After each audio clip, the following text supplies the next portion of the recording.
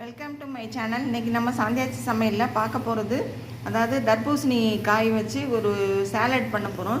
அதுக்கு தர்பூசணி எடுத்து அந்த பச்சை சிகப்பாக உள்ளதெல்லாம் சாப்பிட்டுட்டோம். அந்த வெள்ளை பகுதி இருக்கும்ல, அதை தோலை சீவிட்டு இந்த மாதிரி நீட்டமாக நறுக்கி வச்சுருக்கேன். நறுக்கி இதை வந்து ஆவியில் 10 நிமிஷம் இட்லி சட்டி ஆவியில் வச்சு வேக வச்சு எடுத்து வச்சு இந்த மாதிரி க்யூப்ஸாக சின்னதாக நறுக்கி வச்சுருக்கேன்.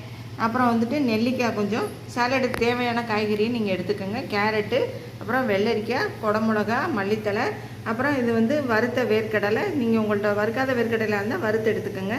அப்புறம் வறுத்த வரமிளகா, அந்த விதையை எடுத்துகிட்டு சும்மா ஒரு 1/4 பீஸ் எடுத்து வச்சுருக்கேன். வறுத்த சீரகம், அப்புறம் தக்காளி, அதை நடுவில் உள்ள அந்த பல்ப்பை எடுத்துகிட்டு வெறும் தக்காளியை மட்டும் பொடியாக நறுக்கி வச்சுருக்கேன்.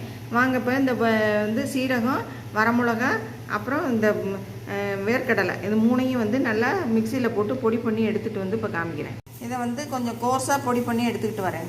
இப்போ இந்த மாதிரி கோர்ஸாக பொடி பண்ணி எடுத்தாச்சு.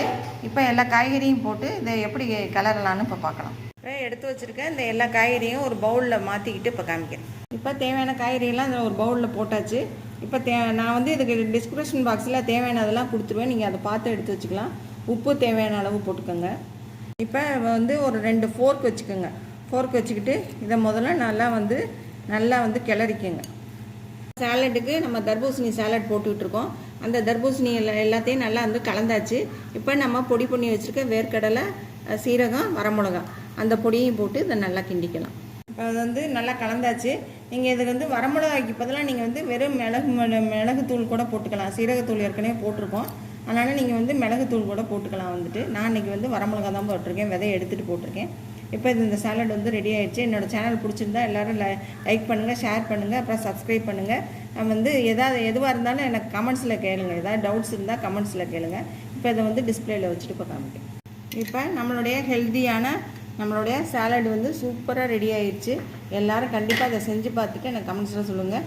அப்புறம் இது வந்து ரொம்ப உடம்புக்கு நல்லது. சுகர் பேஷண்ட்டு, அப்புறம் வந்துட்டு சின்ன குழந்தைங்க எல்லாருமே சாப்பிட்லாம். வந்து ஸ்டார்டராகவும் எடுத்துக்கலாம். அப்புறம் 11 மணி போலவையும் சாப்பிட்டுக்கலாம். எப்போ வேணாலும் சாப்பிட்டுக்கலாம். வந்துட்டு ரொம்ப ஹெல்த்தியான ஒரு சாலடு. எல்லோரும் செஞ்சு பார்த்துட்டு எனக்கு கமெண்ட்ஸில் சொல்லுங்கள். தேங்க்யூ.